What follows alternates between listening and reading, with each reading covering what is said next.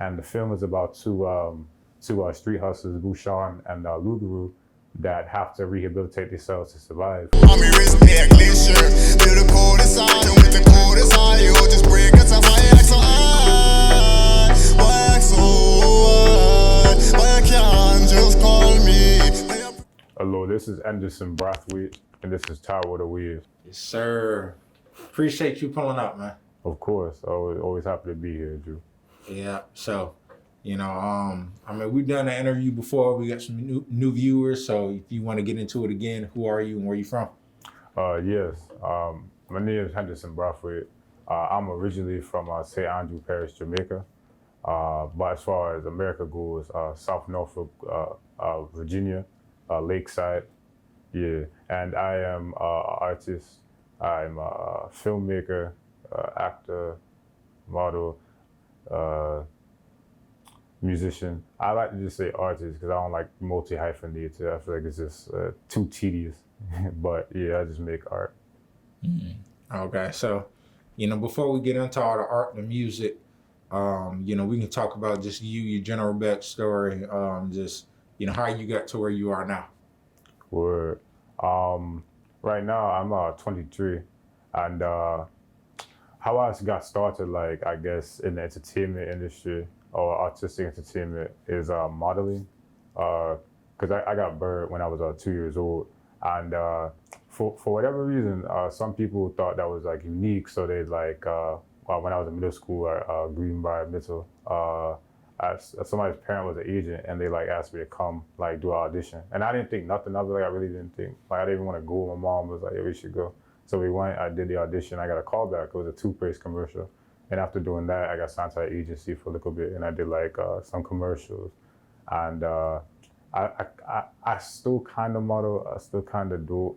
I didn't really like the idea of modeling because I don't know. I don't just want to be like a face. I'd rather like have like a voice or something else, and just like something identifiably that you look a certain way. But it was cool. I learned a lot, and I really like fashion and stuff. So it wasn't bad doing that. But after I finished, I stopped modeling, like doing modeling auditions or stuff when I was little, because I got back into it later in life, thanks to Kenneth Dwayne Kirk when I was like older and other people around me. But I got into music, and my first experience in music was with a rap group called Ghost Inc. out South Norfolk. It was led by Rome No Lacking and a few other people. And at the time I was like 16, 15, and we were performing at open mics, the old community center out there before they tore it down out South Norfolk and built a like really big one. We performed there. And while we were there, we were able to meet this New York City rapper named Crump Snatcher. And like, we didn't think he was like, it was like a serious thing, but yeah, his name is Crump Snatcher, and he's a really cool dude. But like he talked to us like what we were doing, and he gave us like, I believe it was like a single deal, because we signed as a group, and I was 18 at the time, so we had like a representative for the group. I believe the oldest person, Kevin, at the time in the group, signed it. And we cut some records with them. That was the first time we was ever in the studio, and it didn't really the single didn't pop off or anything, and we didn't know it at the time. But some of the beats we were working on was by Knots, because I guess Crump Snatcher and Knots have like a good working relationship, because he produced on Knots's albums like back in the '90s and stuff. But we released some singles, and they didn't really do anything like life-changing, but it allowed people to get used to us, take us a little bit more seriously. And through that, I was able to meet Killer Keem and GGOE, because they were doing their thing in South Norfolk, and we was able to come together as a group, and that's what I'm doing now. I'm making music with them and GGOE. Word, okay. Yeah, that's solid. So just a lot of moving parts to boom getting here, so people don't think it's like overnight. It's a whole process. But yes, I do. We're gonna break this down in a few pieces. Do want to go back, and when you say you were burned at 2 years old, how was that? Getting past just maybe the insecurities and just getting to yourself and finding your uniqueness. What's really interesting with that is because I guess in the world you don't necessarily know what's different until like you grow up and people around you, either like what country you're in, environment, social class, whatever. Like you don't know what's different. So like I didn't know that like what I had was like I guess wrong or wasn't supposed to be there. But cause I have burns all over my body. You can only see in my arms really, but like I got it on my face too, and like all my head and my body and stuff. But like it was just what it was. But the type of person I am, I'm like really arrogant. Like I'm like severely arrogant. But Severely. yeah, a bit. But luckily for my case, it was able to like Kanye West said, my ego, my ego is my self-esteem. It inspired me, to give me esteem, to keep going. So sometimes, your ego, who you are, is a combination of what you think of yourself and what people think of you. And I thought very highly of myself, and people would, I guess like because everyone got jokes, like everyone gets joked, and no matter how you look, you get joked. But like, I got like joked, like everyone else.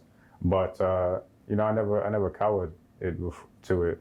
Also, I like proving myself. Like I was really into sports since I was doing like AAU, like really young, track and football, and with the Cobras and stuff like that. So I've always been like competitive, which helped me. Like you can prove yourself different ways. Because after a while, when you see like it for the first time, it's like, yo, what's that? But after like 2-3 times, it's like, oh, that's just what it is. It is what it is. Yeah. So with you being able to get into like the music, entertainment, also like you were saying, just certain things didn't pop off and certain things did and introduced you into, new people, opportunities. How was that for you, just the whole journey? Well, for me, it taught me like a lot. Like you were saying, this isn't like it's not overnight. Even the people that we think comes out of nowhere, like it's like a long time to be able to put yourself in a position to have the investors that you might need to be able to do your artistic project. Because we're all artists, we like creating stuff, but sometimes it just doesn't work. It doesn't connect with the audience because it's a business, it's entertainment business. So you can't just keep putting money into something that's not necessarily working. You got to like retool things. You don't want to keep doing the same thing over and over again. But for myself, like I learned a lot, I guess, that I can possibly be viable as somebody in front of the camera. But I also decided to pick up stuff behind the camera because I had my first manager, Miss Robin Watkins at Crystal Management, and my day-to-day manager, Mr. Dante Busky. My first performance was open up for Cassidy. And at the time, I didn't believe it because, like, you're like 16. Someone says, yo, I can get you open up for Cassidy. Like, yeah. Well, we went to New York City, my mother and I. And we went there and like, he pulled up out the limo. I was able to take pictures with him. And my first time ever performing was open up for Cassidy. So like with them, they at the time, usually managers don't necessarily teach all their clients about the business. They usually let themselves handle it. But Miss Robin and Mr. Dante would really like answer my questions. If I'm like, yo, why do y'all get this much percent? What is this? How does this happen? Whatever. They would actually explain it to me. And I didn't know this at the time, but they were really giving me game. I didn't have to do that. And I was able to take that and learn like, oh, there's other things to do in this business. So like at the time when I was younger, but just releasing music, we were just kind of putting tracks out. We didn't have no rollout, no marketing. Someone's like, yeah, man, I'll post it for 50. You're like, 50, scam, But sometimes, if you're behind that paywall, you understand that, it's just, you got to do certain things to get certain things done, the business of the business. So you got to pay the cost to be the boss, basically. But we didn't understand that at the time. And kind of, for myself personally, it kind of hindered me. But I think I understand it a little bit better now. Yeah, so Henderson got hindered a little bit. It popped in my mind as I had to say it. Yeah, bars. Yeah. Exactly. Yeah, but so yeah, moving forward, do you want to talk about now? You got this cake soap film. You can talk a little bit about that. Produced by. Yeah, the cake soap film. Because I realized, like I was saying before, that I like other things in art, and I like film. Like I really like film. I like being able to bring like the reality of my life and people like me who had to grow up and incarcerated or grow up in certain environments. you'll be able to see that through film. So with the Cake Soap film, it's produced by Mr. Glenn Mason. He's acclaimed, mostly a documentary filmmaker, but this is one of his first live action ones that he's done, and it's co-written by Troy Nichols, another Pratt, someone I met at my college I go to, Pratt, co-wrote it, and it's starring Blair Tate, Kiana Cyrene, Nia Simone, Jeannie, Nate J. Whitaker, and myself in an ensemble cast. And it's about, because it's based on a period of my life, because I've been incarcerated before a few times in juvie, mostly when I was younger, under 18. And you, when you live a lifestyle like that, you get accustomed to hustling or doing whatever you have to do to make some money. And while doing that, it can be a little bit detrimental thinking that you might be able to actually go legitimate, or to, if you do stop hustling or doing whatever, that you have to be at the office. It's a bit of a culture shock. And that's how I felt going to college. Like, I gotta change kind of how I see the world, because the way, problems are to me aren't that big of a deal to them. How they handle their problems is different.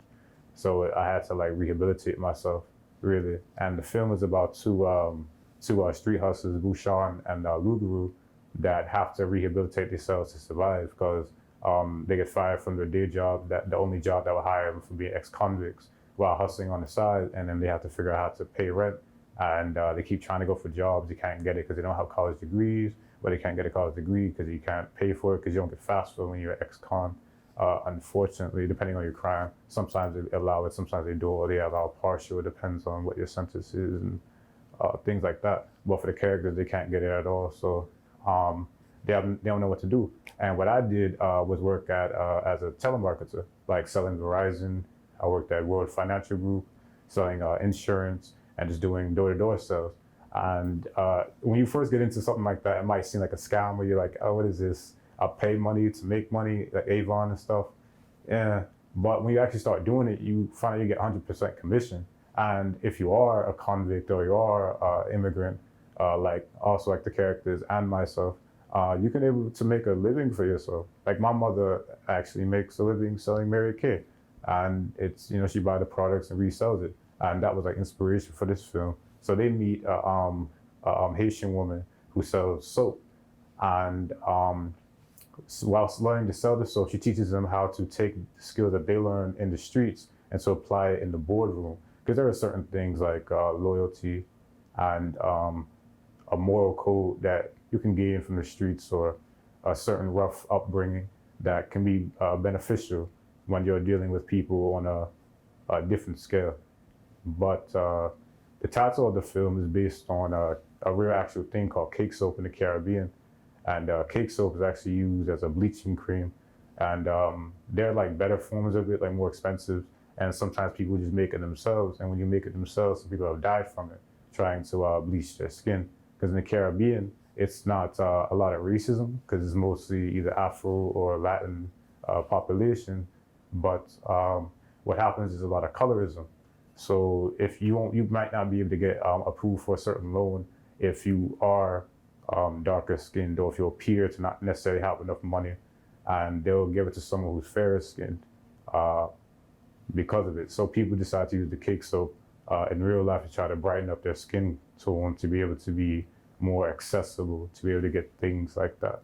So the film is based on that type of logic, but I don't like being heavy-handed with my commentary on the world. So it's kind of subtle, funny, tongue-in-cheek ways of referencing, like, oh, there's a black person, oh, there's a light-skinned person. Because the main cast is consistent of Afro, West Indian, and Afro-Latino crew members. So it's like from dark skin to high yellow, and different hair textures that you see throughout all the Caribbean. A lot of different Caribbean islands, Trinidad, Haiti, Jamaica, Bahamas, things like that, to be able to like Panama, so you could like see inside like the real interworkings of the Caribbean and how it would actually look if you lived there. Okay. Yeah, and it's directed by myself. Word. So, with you being in that director role, how fulfilling is that to you to just be able to have that creative freedom to, all right, kind of make those decisions and put people in positions in front of the camera?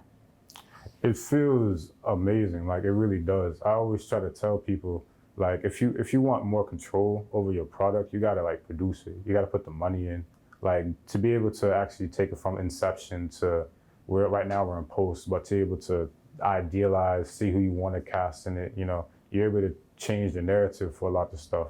And me, I understand there's power in film, but I don't like to really think that like one film can change the world. I'm not like that. I'm not. I don't think my work is like that. Like entitled, even if it becomes a hit, it's not necessarily going to stop anything that we talk about in the film. But with that being said, it's always good to have a great creative team like my DP, Youssef Hassin. He is like I couldn't have made this film without him. He's a brilliant director of photographer, cinematographer, and the rest of the crew.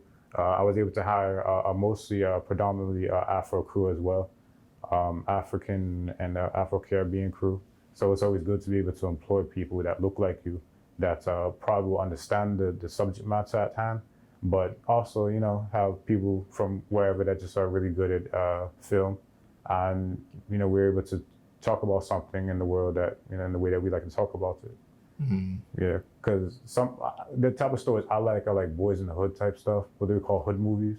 And I faced a little bit of pushback when I was trying to shop cake soap because they were like, oh, there's like guns, there's drug selling, there's this and the third. This is bad because it's gonna make us look bad as black people, whatever. And I'm just like, to people in the boardrooms, like multiple meetings, like, yo, have you sold drugs? No. Have you sold drugs? No. Have you? No. So what are we talking about here? Like, if I had to, or if I did whatever I had to do, or people like me had to do whatever they had to do, that doesn't speak on you. That's not talking about you. So we should be able to tell our story just like you want to tell your story of like growing up in suburbia as a darker skinned person and how that looks in the world and things like that. That's fine. Both of them could coexist. They don't represent each other and they aren't mutually exclusive. But it's just those things that made me want to finance this film myself, which I was able to after a few years of saving money up and being able to kind of show people that like this is what I want my idea to be. If I was able to get more money, maybe I'd be able to get a more competent production or like higher production value, like bigger sets and bigger set pieces. But I think the story shines through it, and I think it'll be able to convince people that certain stories don't need to be not told over other ones. Every story is important, no matter what the voice is. Yeah, definitely. So, I feel like you kind of summed it up in that last statement. Was it, just people having a voice, especially these days with social media, and you find out like how unique a lot of different people are. But speaking of uniqueness, I want to talk about your music and just the name Orlando and how you came to that, and just how you portray yourself in music. Got you. Yeah, my first love, like I said, in this industry was music.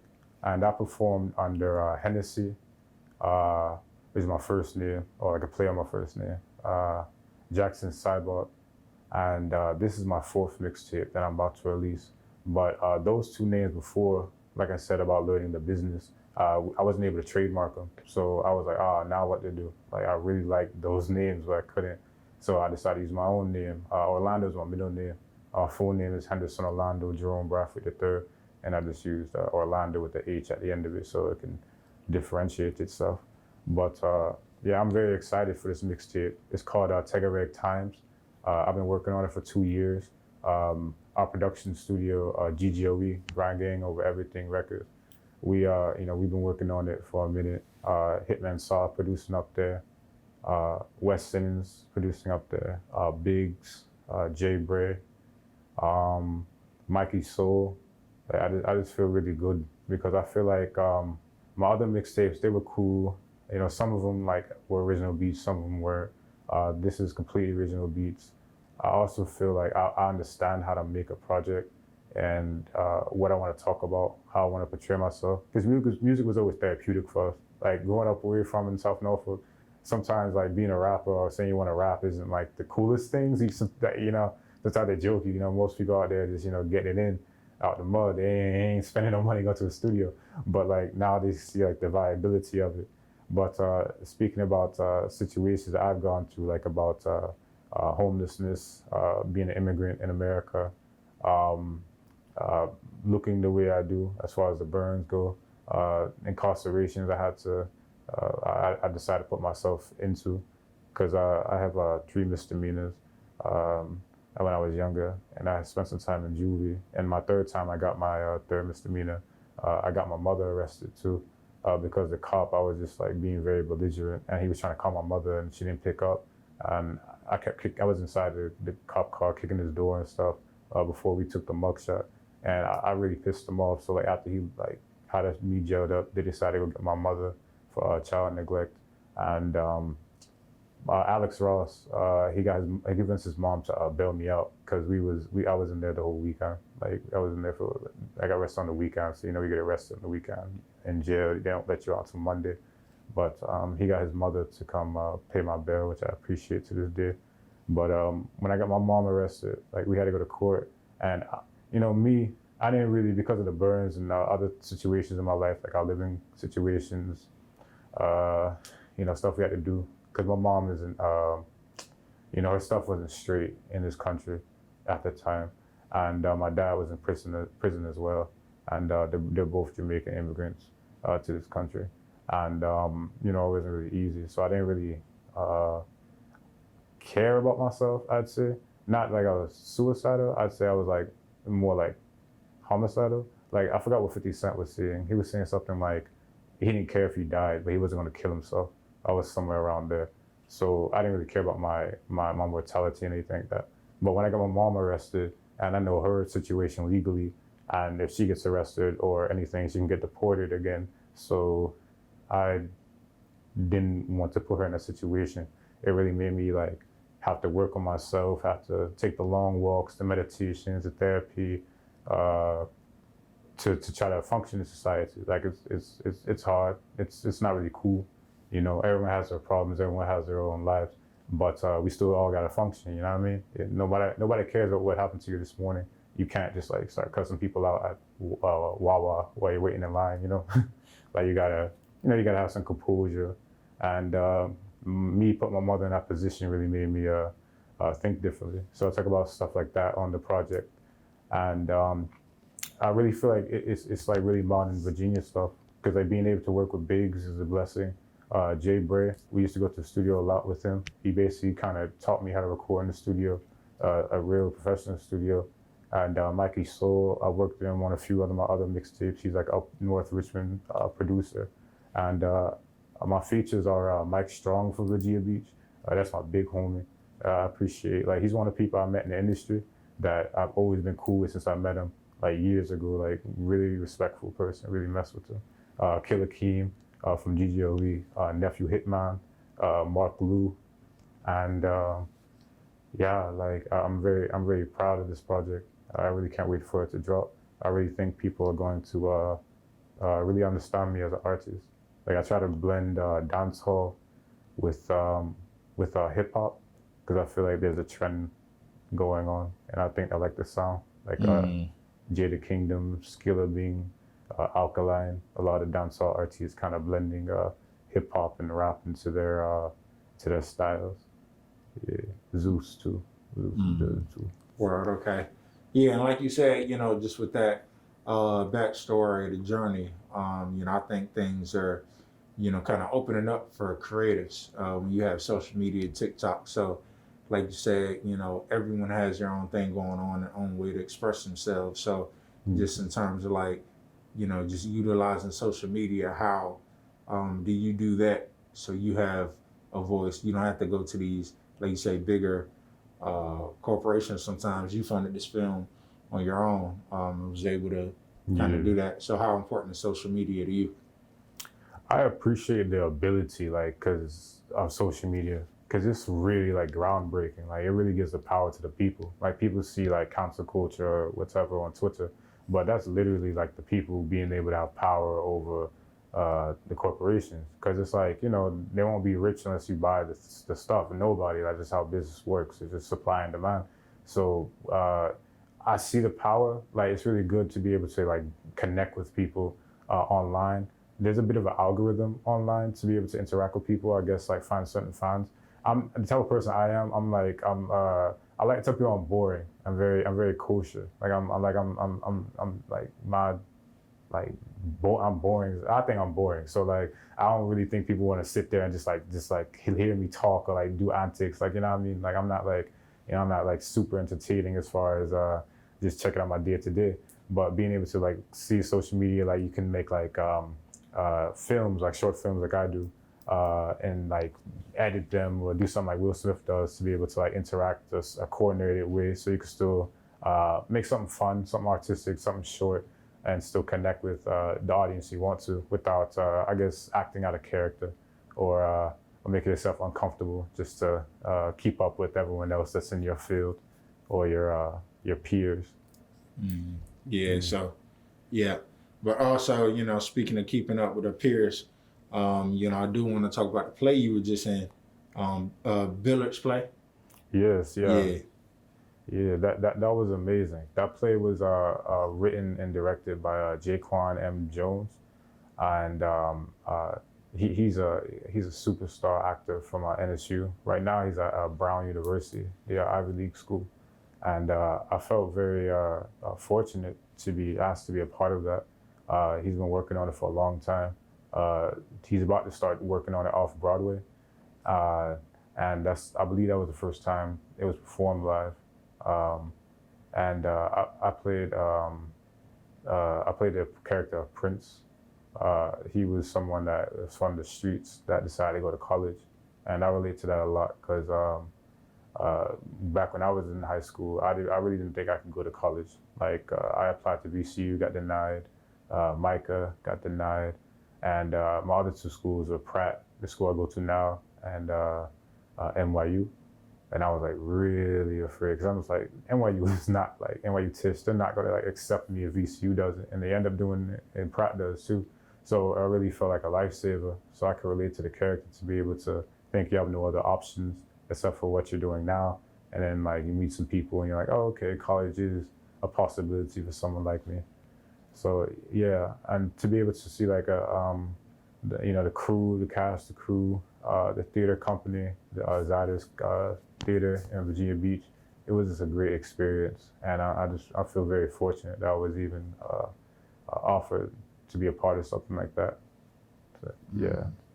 Okay, so in what ways do you merge like your creativity? So things that you may take from being in certain plays and talking and meeting with certain people, and your music, how do you kind of merge those creative sides of you to influence and better yourself?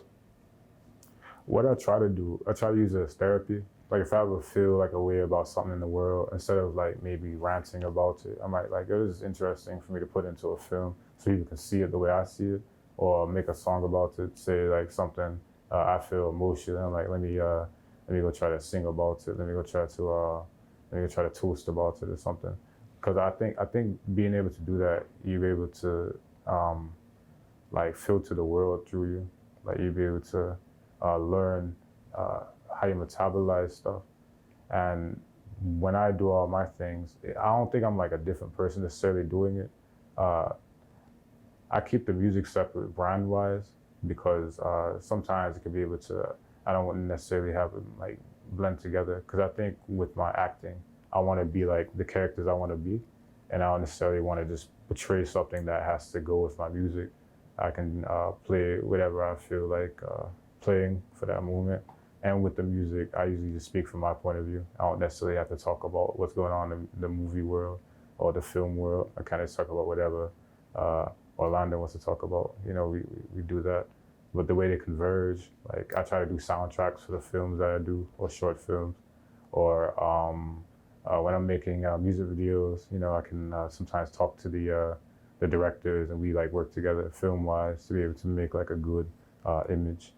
And yeah, by the time this drops, I should have the music video for my lead single, Step to the Temple, out, directed by Rare Cinematic, amazing director, amazing North Virginia director, has a lot of work under his belt, work with a lot of successful musicians out here. So it's an honor to be able to have these people even agree to work with me at whatever level I'm at right now. Yeah. So speaking of levels, I know it's not New York, but like, how do you feel about Virginia's scene for what you're trying to do? I know it's growing, and like you said, it's a lot of dope people, but it may not be that same not may, it's not the same spotlight and exposure you would get elsewhere. Yeah, I think acting in Virginia, you can get a lot of work. You like a lot of decent work. It may not be like as concurrent as New York City, because everything is always shooting in New York City. Like you're always gonna find something, whether it's independent or gilded, you'd find something. But in Virginia, it's like there's like WHRO, there's PBS. There's a lot of work like near DC and Richmond. They shoot a lot of stuff, like like documentaries. History Channel shoots out here a lot. It's consistent work, but I think in the future, like myself, hopefully, if any of my films or anything I do artistically is a success or generates enough money for me to bring my production company, Trafalgar Pictures, to be based in Norfolk, Virginia. That's what I want to do, so I could like produce stuff, hire local talent, and become like a boost up the infrastructure of Norfolk and the art scene, and be able to help more artists get to like different levels, and other people like co-produce stuff. Eventually in the future, that's what I would like to happen. But I think right now the area, it's like it's good enough to get your feet wet, but you're gonna need like an opportunity to be able to like really be big out here, or make it from here, or you gotta wait for something to come by. Like the Lincoln movie was shot out here in House of Cards and stuff. So there's like big projects, but they come by few and far between. Yeah. So speaking of those like big projects in Virginia scene, where are somewhere you can see yourself setting up, like to really achieve your maximum potential, whether that's LA, New York, Atlanta? Where do you see that? I really like, my big city of choice is New York City, but that's like I've been to LA. I don't necessarily like LA, and I've never been to Atlanta yet. They said it's like the Black Mecca, so I have to go there at some point, especially for film. They said the film out there is like really, industry out there is really good. But personally, for me, I really like New York City. I really like the energy. Like New York City is like the only like big city where you will rub shoulders with a millionaire, a billionaire, because like where people live is not as segregated as LA. Like in LA, you can't get to the hills. You can go to like Williamsburg though. Like in New York City, you can walk around there. Yeah, it's more metro area. Yeah, more metro. People usually like they're like communicating. They love talking. They love talking in New York City. So they say I talk slow. Like, are you from the South? I'm like, I myself, the accent not even like that crazy, but like them, they talk fast and they love talking for everything. But I think the energy up there is like really good. Like I can't sit still. Like if I'm just inside doing nothing, I feel like I'm wasting time or something. So like yeah, I would choose New York City. But I would most definitely gonna have a footprint in Virginia no matter what. I love Virginia. Like I love the space and the air and all that, the people. Yeah, if I was successful business, I'm definitely having like a branch in Virginia, most likely Norfolk. Yeah. Word out. Now, where you want to be in the future, but like what upcoming things you hoping to do beyond like the film you have coming? Maybe let's say the next few years. In the next few years, I want to be finished with college. I'm a senior now at Pratt. I want to be done. I don't think I'm doing any more school after this. I want to. I'll hopefully Cake Soap will get picked up in some film festivals. I'm gonna submit to everything that I can, and hopefully we get picked up by a lot. My dream film festival will be Tribeca. It's a huge film festival in New York City, and that would really make me feel really good. I would like my music to be able to reach some people. I want to be able to like reach people that have to go to things like that I had to go to like starving or really thinking that you're not going to be able to make it in the world. Maybe you feel like you don't belong or you shouldn't be here because of some situation, or maybe you almost died and you didn't, and you're thinking like why am I still here?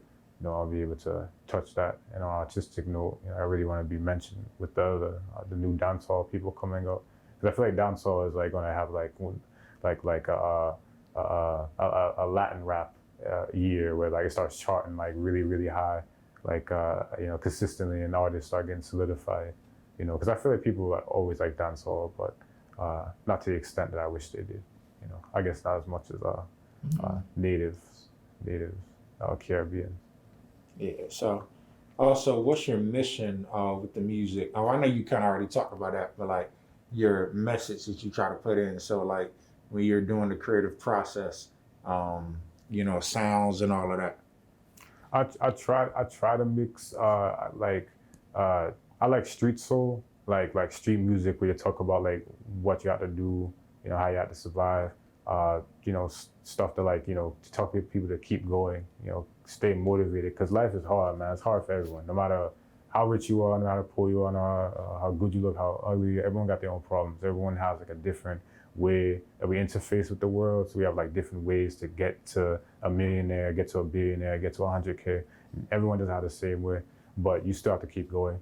And I really want to talk about like in my music, like to never give up. Stay hustling. Grind don't stop. GGOE, grind getting over everything. As long as you hard working and you're going for what you love in this world, whether you're blue collar or you're making 100K a day, like you grind getting, your GGOE, and never stop grinding, never give up, never stop hustling. Yeah, salute. So yeah, great message.